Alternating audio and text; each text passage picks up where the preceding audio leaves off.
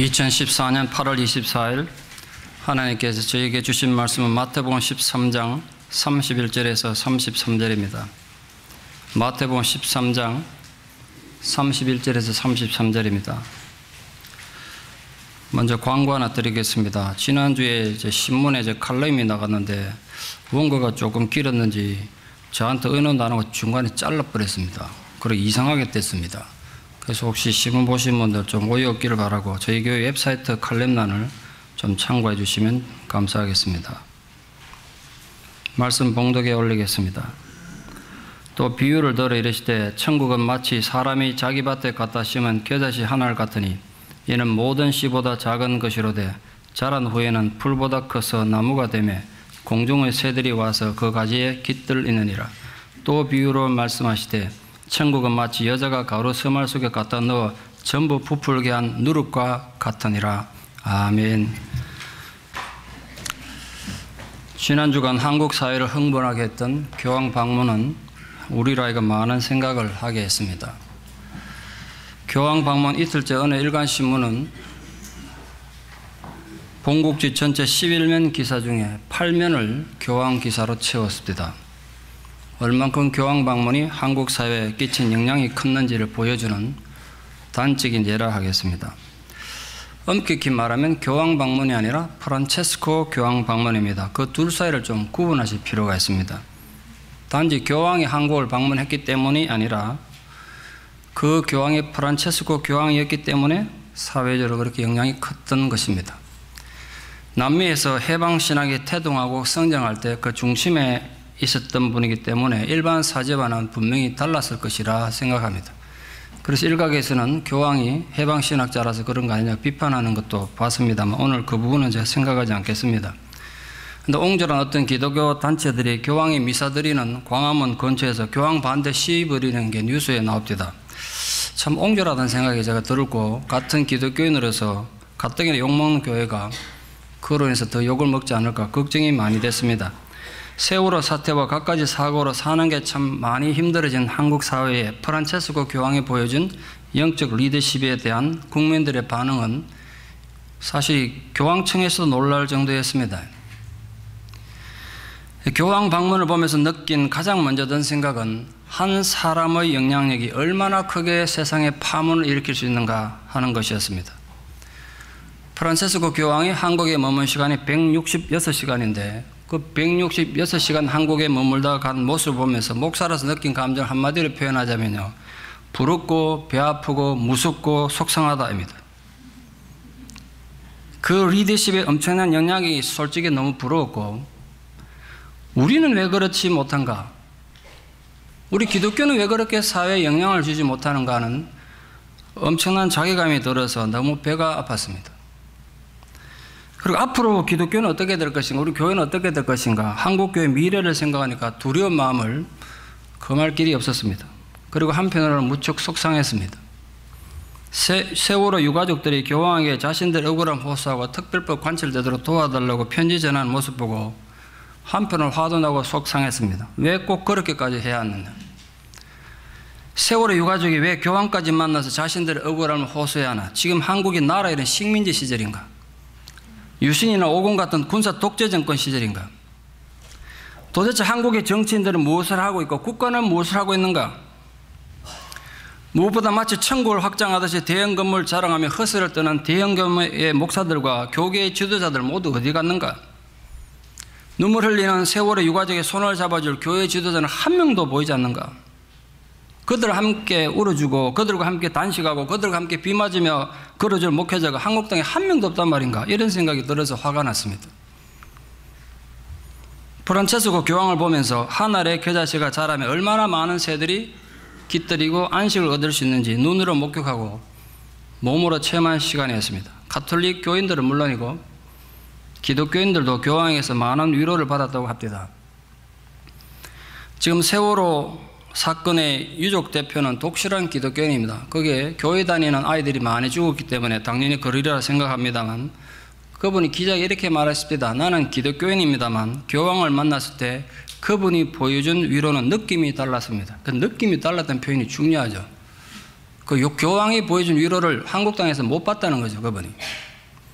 그리고 많은 무신론자들이 프란체스코 교황에게서 위로와 안식을 얻었다고 글로 칼럼을 남기는 걸 봤습니다. 많은 기자들이 나는 무신론자이지만 교황의 그 은행과 모습에서 많은 도전과 영향을 받았다, 그런 글 쓰는 걸 제가 수없이 읽었습니다.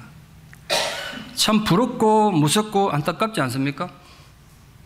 우리는 왜 그렇게 하지 못하는가?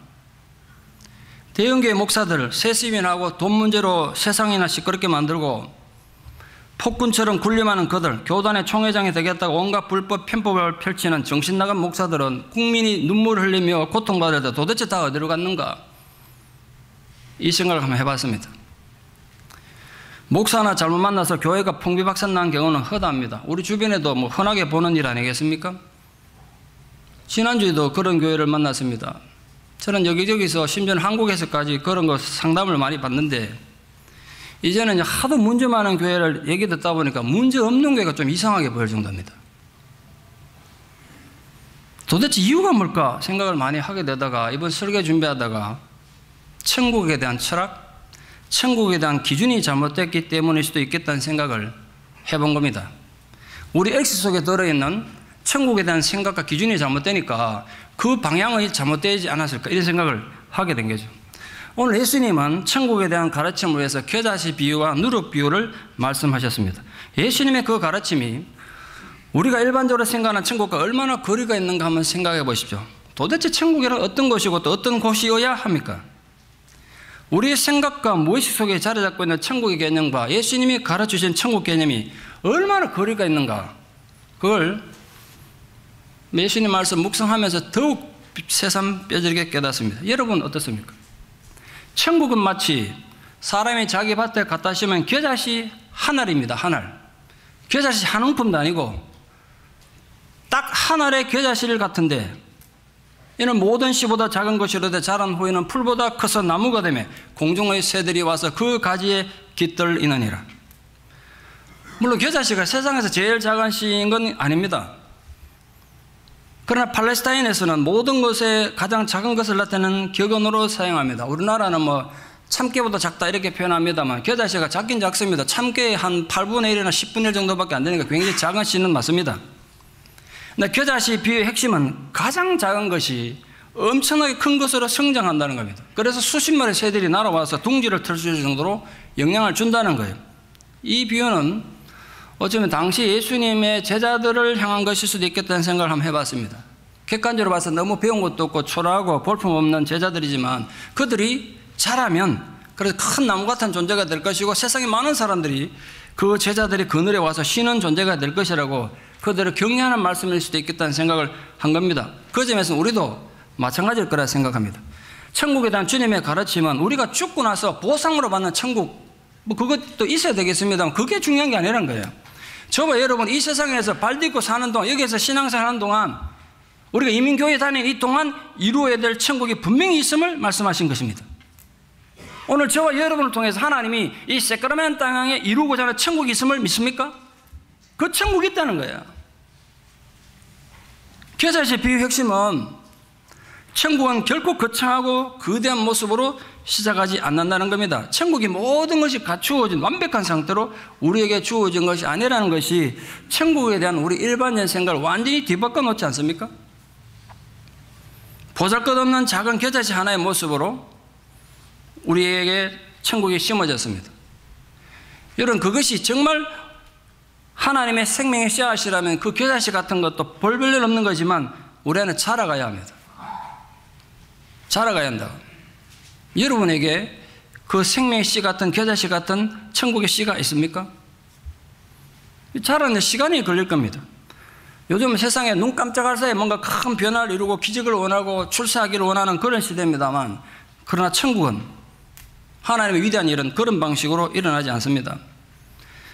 주님이 비유로 드신 이 겨자씨 비유에서 겨자씨 가진 특징이 몇 가지 있습니다. 첫째는 은밀성입니다. 작아서 눈에 잘 보이지 않습니다. 하나님마다 그렇게 자라갈 거란 거예요. 천국은 떠들썩하게 광고하고 요란스럽게 떠벌리지 않고 소리 없이 성장해 갈 것이다. 두 번째는 확장성입니다. 작디 작은 겨자씨 하나리 커가지고 천국 같은 그런 존재가 되는 것처럼 천국은 처음 시작할 때는 미약하고 보잘것없게 시작됐더라도 나중에는 힘이 창대하게 될 것이다. 그리고 변화성입니다. 겨자씨는 그 원래 크기에 비해 가지고 놀라만한 변화를 세상에 남길 것입니다. 마찬가지로 천국도 그날에 참여하는 사람들 아주 작은 믿음을 통해서 그 작은 믿음에도 불구하고 세상에 놀라운 영향을 줄 거란 거예요. 주님께서 이렇게 말씀하셨습니다. 너희에게 정말 믿음이 겨자씨 하늘만한 믿음만 있어도 세상에 영향을 줄 거라. 어떻게 준다고? 이 산을 들어서 바다에 빠질 거란 거예요. 근데 저와 여러분이 정말 심각한 이거예요. 그 겨자씨 하늘만한 믿음이 진짜 있느냐 말이에요. 그거 없으면 우리 아무것도 아닌데, 천국을 이루기 위한 하나님의 약속에 대한 주님이 준 그 겨자씨 하늘만한 믿음이 여러분에게 있으십니까? 그게 지금 겨자씨의 핵심이에요. 진짜 뭐 남들처럼 대단히 기도하고 뭐 대단한 사역 못해도 정말 여러분 심령 속에 눈에 보이지도 않는, 채 보이지도 않는 그 작은 씨앗만큼의 믿음만 있어도 세상이 바뀔 거란 거예요. 놀랍지 않습니까? 그 믿음이 있습니까? 여러분 나가서 뭐 순교자가 되고 위대한 선교사가 되라는 거 아닙니다. 지금 이 사크라멘토에 사시면서 이 설교를 듣는 여러분의 삶의 현장에서 그 자그만하지만 진실된 하나님이 준 믿음이 있으십니까? 종합하면 하나님 나라는 많은 새들이 안식을 누리게 될 가지를 갖고 있는 큰 나무와 같다는 것이 겨자씨 비유입니다. 이게 위대한 사상이 있습니다. 천국의 의미, 교회의 의미는 자체의 성장에 있지 않습니다. 교회가 성장하는 이유는 세상에 쉼이 되는 가지가 되기 위해서입니다. 우리 교회가 더욱 성장하기를 바랍니다. 그러나 그건 우리 교회를 위해서가 아니에요. 이 땅에서 쉼을 얻지 못한 온갖 종류의 새들이 와서 쉬어갈 수 있는 곳이 되기 위해서입니다.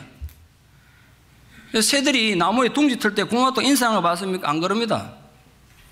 그리고 지 필요하면 쉬었다가 그냥 떠나갑니다. 여기서 깨닫게 되는 천국의 새로운 가치관이 있습니다. 나를 필요로 하고 우리의 도움을 필요로 다가오는 새는 거부하지 않습니다. 내가 줄 수 있는 안식과 위로를 베푸는 겁니다.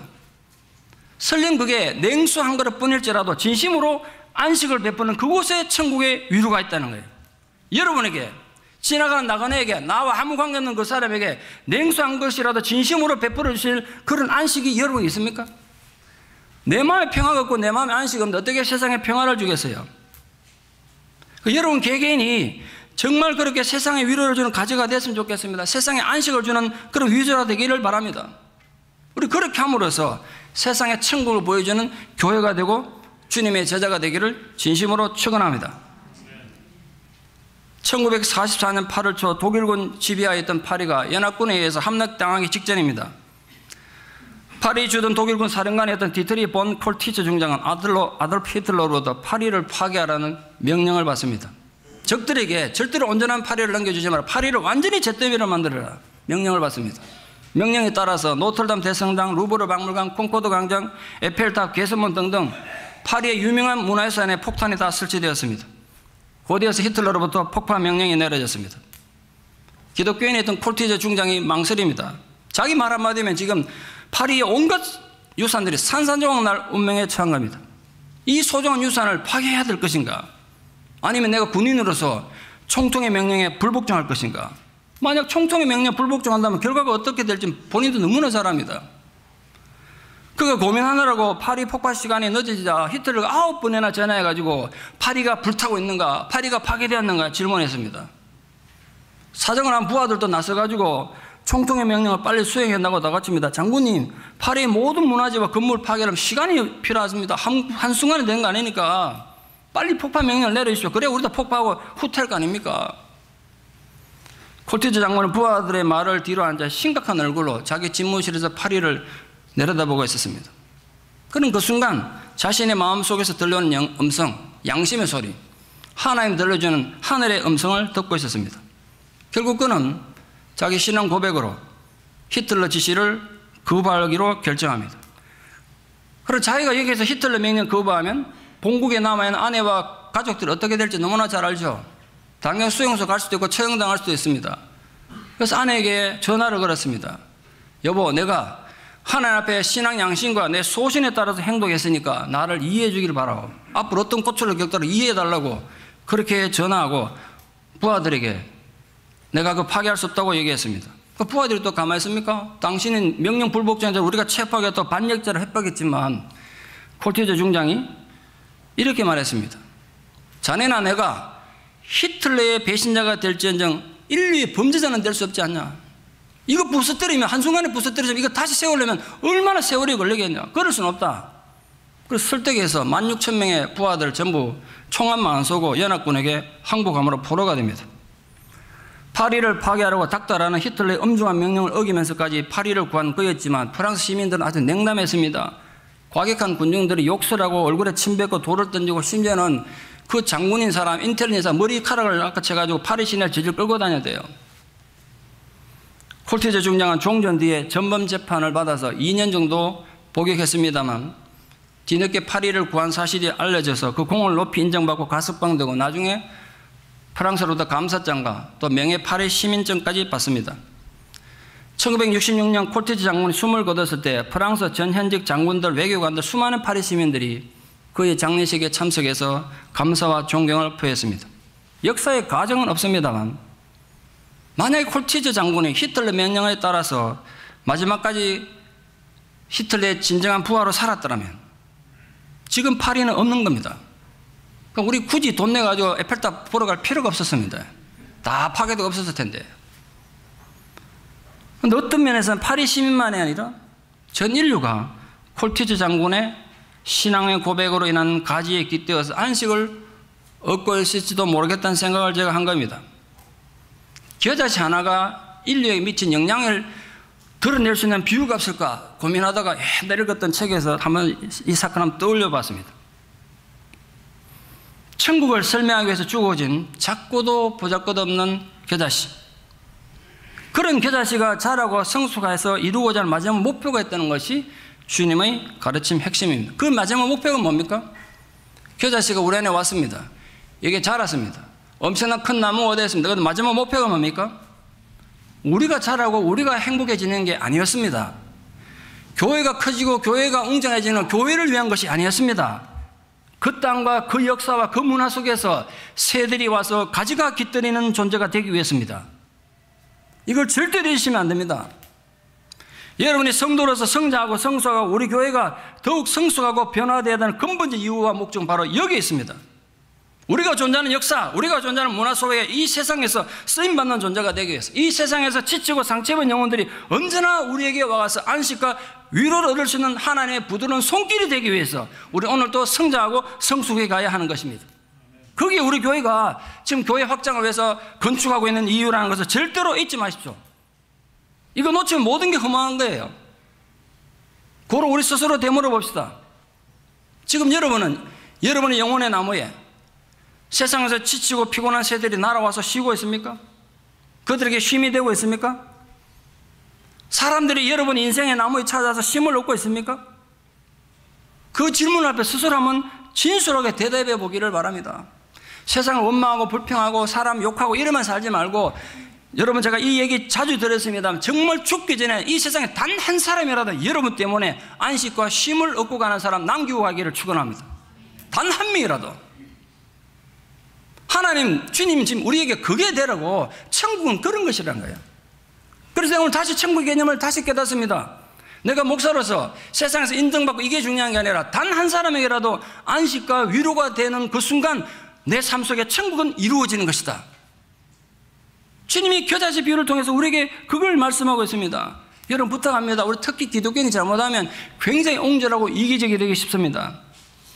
단지 나만 구원받은 감격 속에 살다가 가는 이기적이고 옹졸한 예수쟁이가 아니라 나로 인해서 많은 지친 영혼들이 와서 쉼을 얻는 천국의 거목들로 살다 가시는 주님의 제자들 되기를 진심으로 축원합니다. 예수님은 천국을 설명하기 위해서 가정의 이야기로 돌아왔습니다.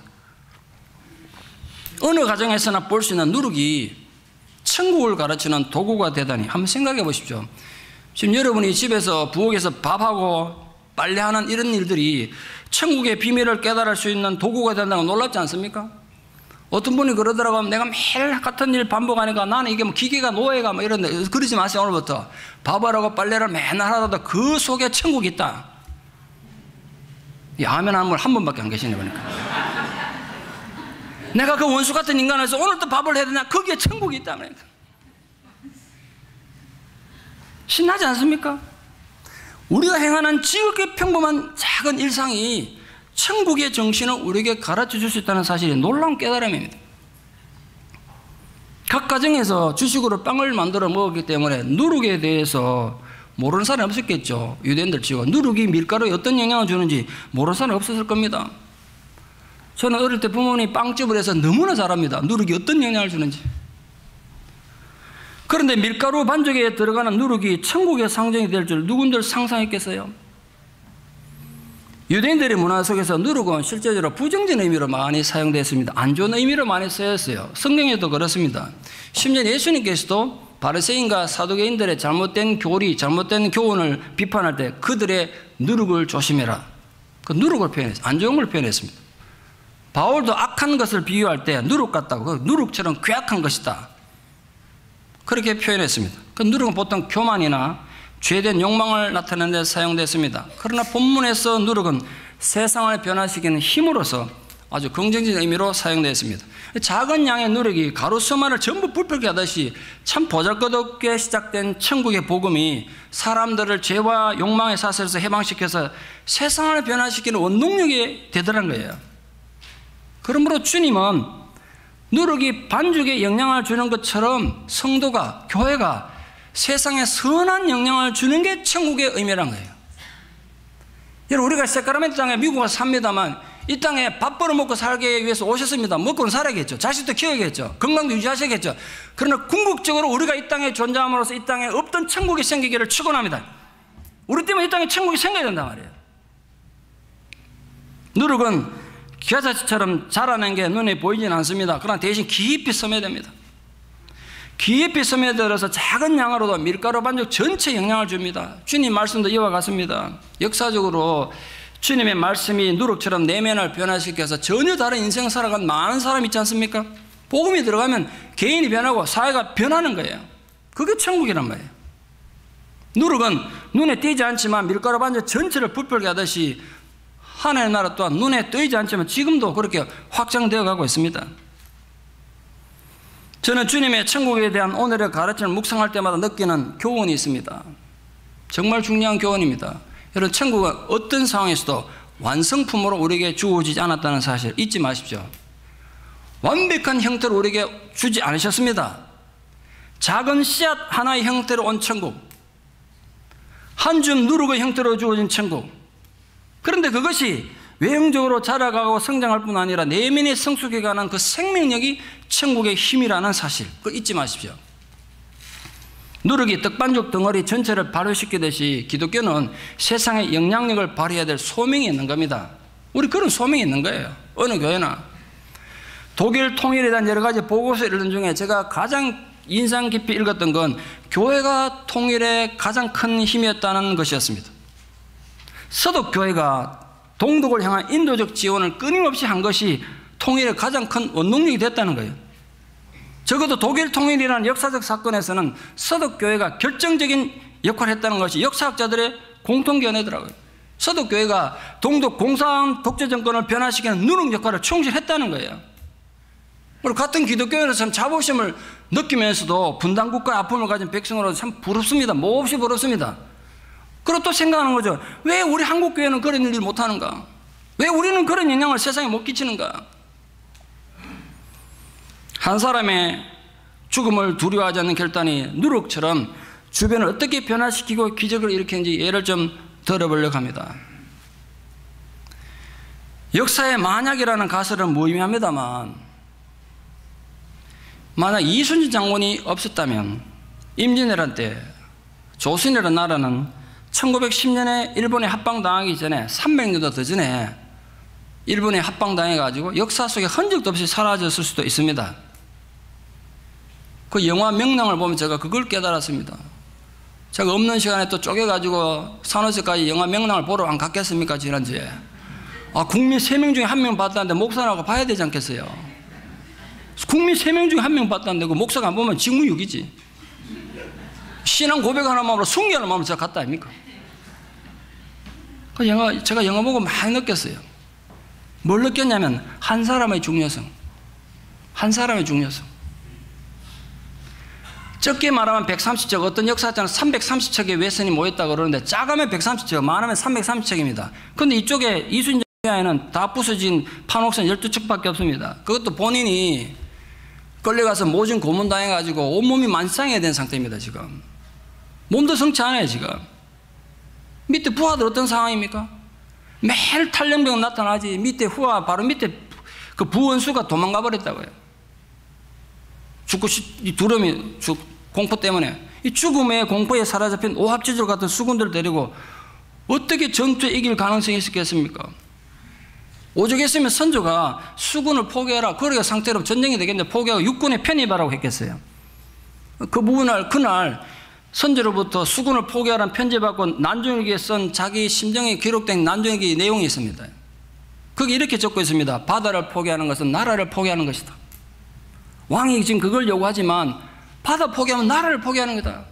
그럼 당장 외적들이 서해를 돌아가지고 한강으로 침투하면 단번에 한양이 침공될 것이고 왕이 사로잡힐 것이다. 그럼 조선은 망하는 것이다. 이순장은 그걸 알았던 거예요. 그래서 왕명으로 내려온 수군 포기 명령을 거부하고 1597년 선조 30년 9월에 이순신이 임금에게 상소를 올립니다. 보통 사람 같으면 전하 제게 싸울 배가 12척밖에 없습니다. 이래 말할 텐데 그때 올렸던 이순 장군의 유명한 글 있지 않습니까? 상류시비 순신불사. 전하 소장에게 아직도 12척의 배가 있고 이순신 아직 안 죽었습니다. 이거야. 소신이 아직 죽지 않았습니다. 제가 살아있는 한 백성들과 나라를 살리기 위해서 포기하지 않고 끝까지 싸우겠습니다. 그 기적 같은 명량해전의 승리가 망해가는 나라의 운명을 뒤바꿔 놓은 거 아니겠습니까?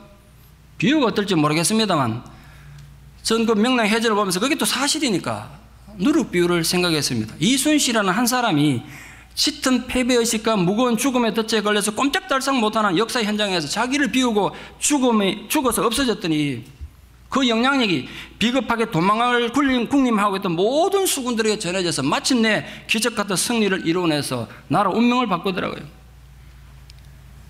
참단 종교는 세상에 대해서 이런 저항하는 힘을 갖고 있어야 합니다. 세상을 바꾸는 힘이 있어야 돼요. 그러면서 한국교회는 군사 독재 정권 시절에 세상의 필요로 하는 누룩 역할을 제대로 감당했는가 하는 반성이 되기도 합니다. 누룩의 비유는 분명히 우리 개인의 삶과 교회가 세상에 분명히 영향을 끼쳐야 된다는 걸 가르쳐주고 있습니다. 꽃이 피고 자라는 건 눈에 보이지 않습니다만 바로 꽃은 때를 따라 펴서 우리 마음을 아름답게 해주는 것처럼 누룩이 어떻게 작용하는지 눈으로 보이지는 않지만 하나님 나라는 지금도 분명히 작동하고 있습니다. 교황처럼 겉으로 화려해 보이진 않아도 정말 별 볼 없는 모습으로도 세상 구석구석에서 영향을 끼쳐서 천국을 이루는 하나님 백성들의 사명이 우린 것입니다. 그게 우리 사명이에요. 결국 겨자씨 비유도 천국의 비유도 결론은 같습니다. 세상에 영향을 주는 성도, 세상에 영향을 주는 교회. 미국에서 가장 큰 교회 중 하나인 윌로 크릭 처치를 목회하고 계시는 리그레 목사님이 2주 전에 목회자들 모인 세미나에서 이렇게 말했습니다. 교인이 아무리 많아도 주님의 제자가 되지 않는다면 의미가 없다. 전 그 말에 전적으로 동의합니다. 오늘 주님의 천국 비유가 바로 그 말씀이에요. 교인이 아무리 많아도 겨자씨처럼 성장해서 세대의 쉼터가 되지 않는다면, 누룩처럼 세상을 변화시키는데 자신을 희생하는 제자가 되지 않는다면 아무런 의미가 없다.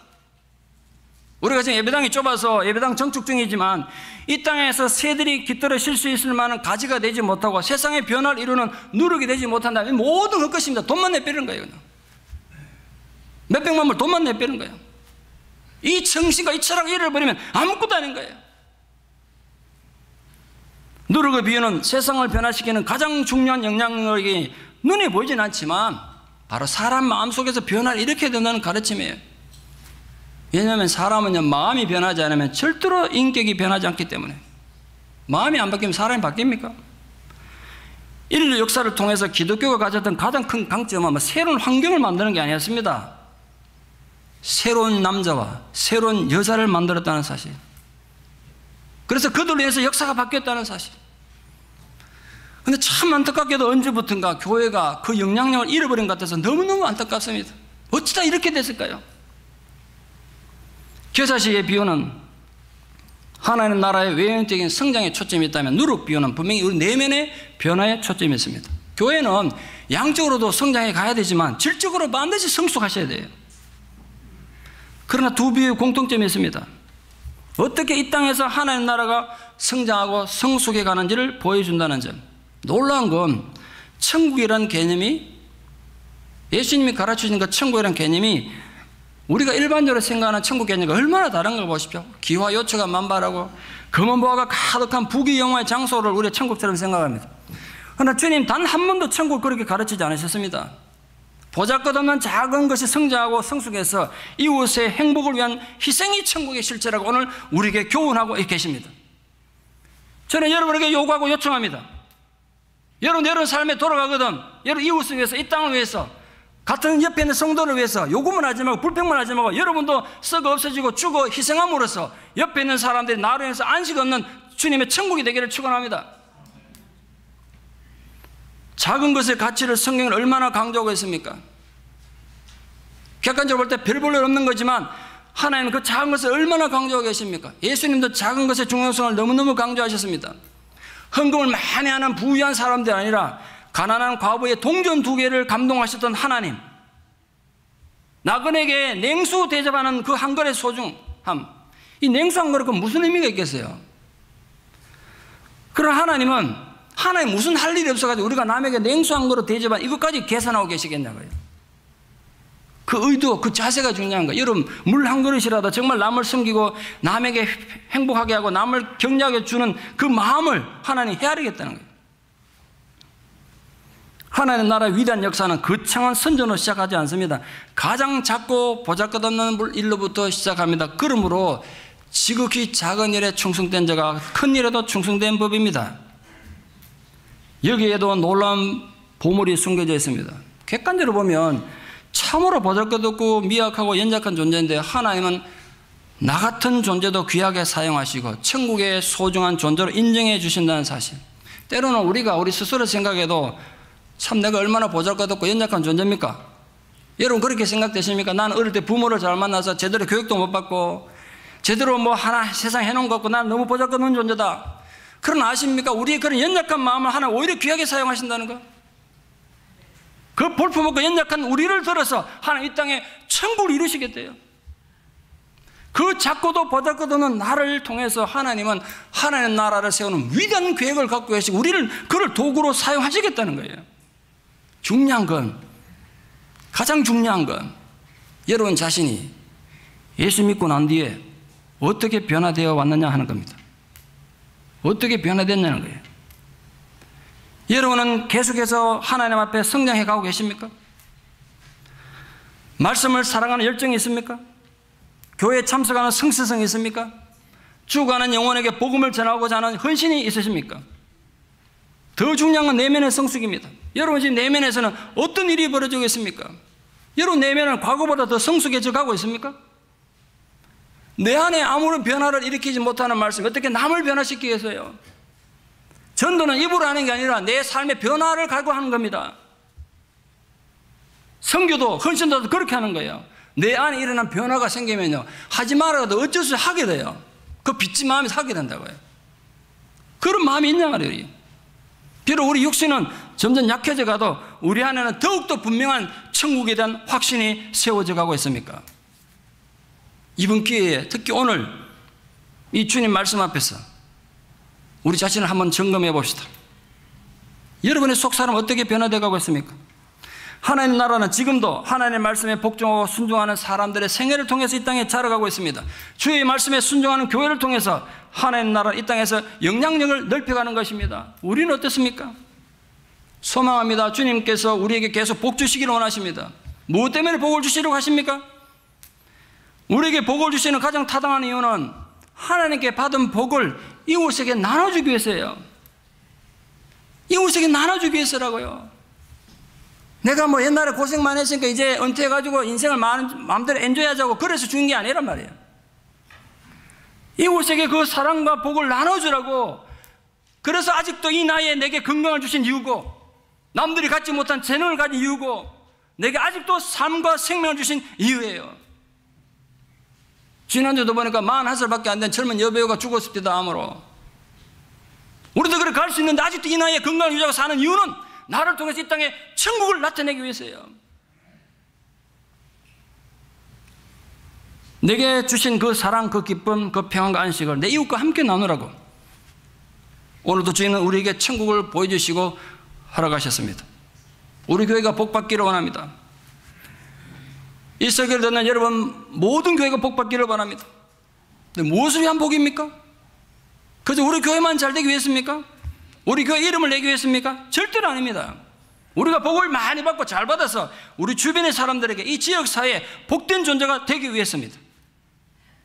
그러므로 스스로 한번 되물어 보십시오. 지금 여러분의 인생의 나무에는 어떤 열매가 맺어져 가고 있습니까? 지금 여러분은 어떤 삶을 살고 계십니까?